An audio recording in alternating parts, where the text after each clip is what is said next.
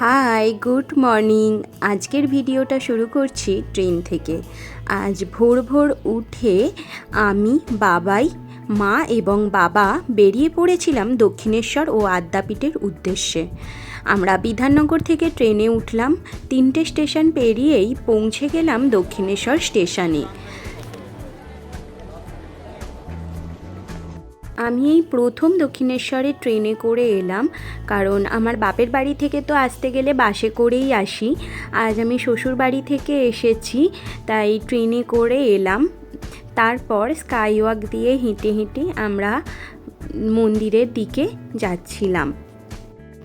আমরা আমাদের রিলেশনের 5 বছরের মধ্যে এবং বিয়ের পরে এই প্রথম একসাথে দক্ষিণেশ্বর মন্দিরে মায়ের কাছে এলাম।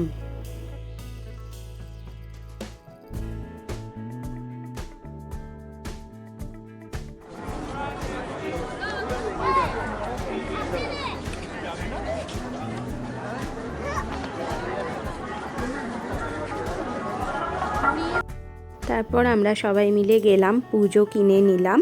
পুজো কিনে ঠাকুর মন্দিরে প্রবেশ করলাম পুজো দিতে।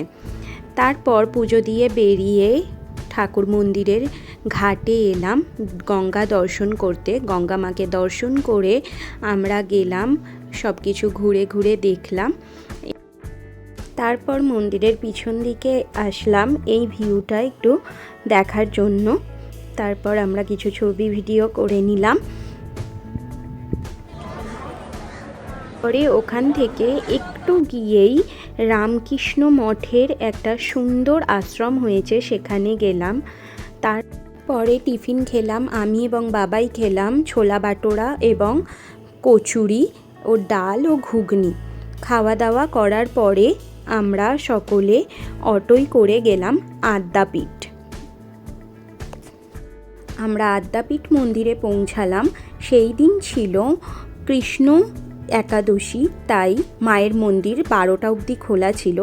আমরা গিয়ে আরতি দেখলাম এবং ওই দিন যত ভক্তরা মাকে শাড়ি দিয়েছিলেন সকলেরই শাড়ি পরানো হচ্ছিল। আমরা বসে বসে সেটা দর্শন করছিলাম। তারপর কিছুক্ষণ বাদ আমরা ভোগের টুকুন কেটে ভোগ খেতে চলে এলাম। ভোগের মধ্যে আজকে অনেক কিছুই ছিল, একে একে আমরা সেগুলো খেয়ে নিলাম।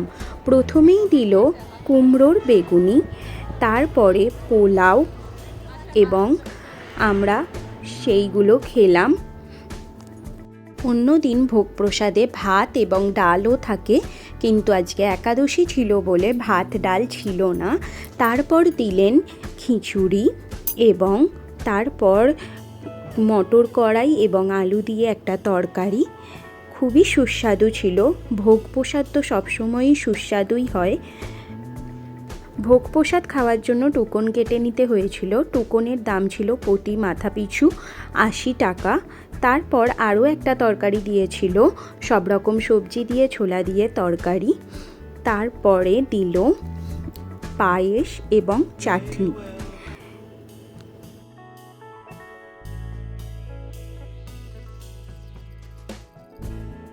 প্রসাদ গ্রহণ করে বাইরে এলাম, তখনও অনেক মানুষ খাবারের টোকনের জন্য লাইনে দাঁড়িয়েছিলেন।